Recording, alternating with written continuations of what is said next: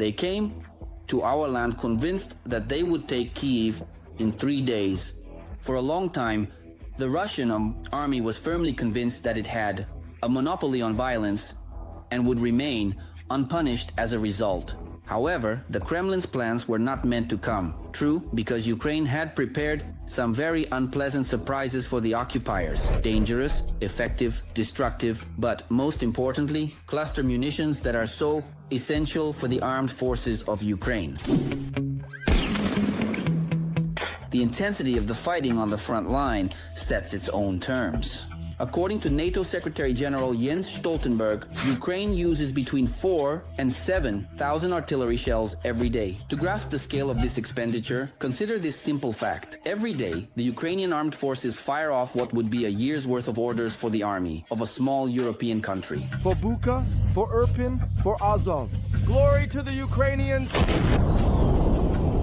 Despite significant assistance from allies and the accuracy of Ukrainian artillery, Russia's artillery stockpiles, accumulated since Soviet times, give the occupiers an advantage on the front in terms of shell usage. But new American arms deliveries will help Ukraine deal with this nascent problem and more. To begin with, it should be clarified, a cluster munition is a type of air-to-ground or ground-to-ground ammunition. When it detonates in the air, such a shell releases, or in other words, ejects dozens of sub-munitions that scatter over a radius of up to 100 meters. They are activated and explode independently of each other, creating a wide area of effective damage. Cluster munitions will become a serious factor on the battlefield as they are precisely what can compensate for the occupier's numerical advantage in high explosive fragmentation shells. The concentration of a large number of sub-munitions, that is, small munitions, which during their flight, as they approach the target, are dispersed over an area by the opening of the warhead itself. In other words, they are scattered through the air while the shell is still in flight, spread over a wide area, and then detonate, explode when they hit the surface. In this way, a much larger area is covered, thereby causing even greater damage to the enemy, both to personnel and, of course, to equipment. Depending on the type date of cluster munition, it can be used by aircraft, artillery, and of course, multiple launch rocket systems. Back at the beginning of this year, the first reports appeared in the press about negotiations between Ukraine and the United States regarding the transfer of Mk-20 cluster aerial bombs. At that time, official Kyiv planned to modify the munition for deployment from drones.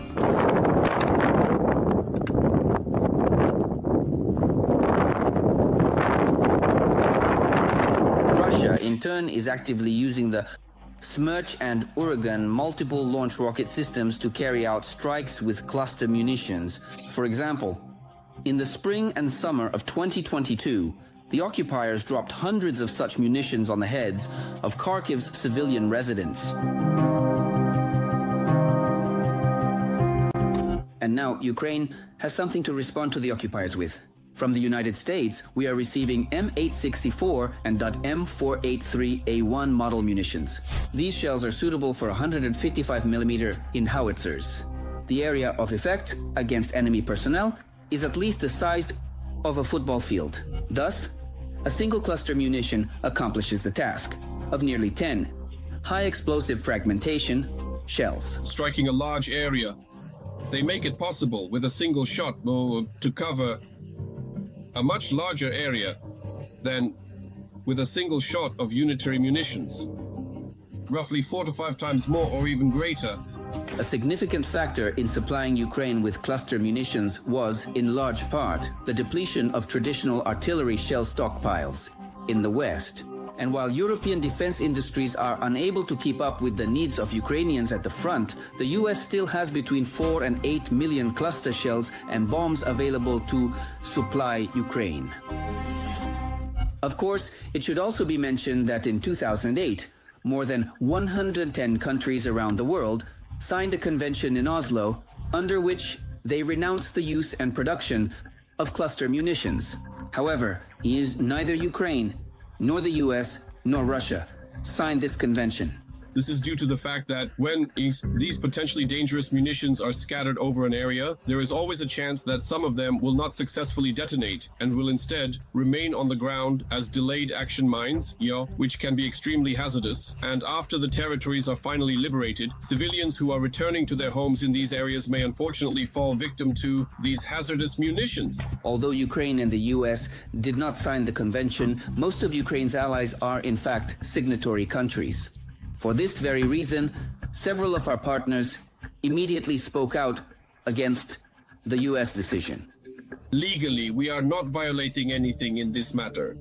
On the other hand, we have every moral right to use all means to defend ourselves from the Russian aggressor, who is also using cluster munitions. Moreover, this makes up the majority of their arsenal since in the Soviet Union, due to the low accuracy of multiple launch rocket systems, they tried to increase their effectiveness by using cluster munitions. Cluster munitions are banned in many countries around the world because of the high rate of unexploded submunitions.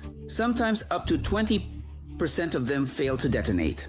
Whether they detonate depends on the type, model, and the surface the munition lands on. For example, if it's hard ground, the percentage will be minimal. But if the submunitions fall into water or onto plowed fields, the number of unexploded charges increases significantly. That is precisely why, during negotiations over the transfer of cluster munitions, Ukraine made several commitments not to use cluster munitions on internationally recognized Russian territory or near populated areas. At the same time, after the occupation and Ukraine's victory, the areas where American cluster munitions were used will be prioritized for demining. And finally, Ukraine will inform its partners about the use of this weapon, and of course about its effectiveness. No matter what anyone thinks, we are not making the situation worse. And the level of risk for civilians is not increasing. All levels of risk, all sources of danger come exclusively from the Russian Federation. Ukrainian heroes have long needed cluster munitions, especially acutely during the counteroffensive against the well-prepared, dense positions of the occupiers in southern Ukraine. Cluster munitions will allow the armed forces of Ukraine to inflict serious damage on Russian troops. They will be especially useful against occupiers, entrenched in trenches. And perhaps most importantly, during the offensive, cluster munitions are capable of minimizing Ukraine's personnel losses. Cluster munitions are just one cog in the vast machine of the armed forces of Ukraine. We'll talk about another such tool, which helps our soldiers grind down the enemy on the battlefield every day in the next episode. Believe me, the armed forces of Ukraine have plenty to surprise the occupiers with. So be sure to like this video and write in the comments which types of weapons you'd like to learn more about. And of course, don't forget to subscribe to our channel so you don't miss new episodes of Arsenal.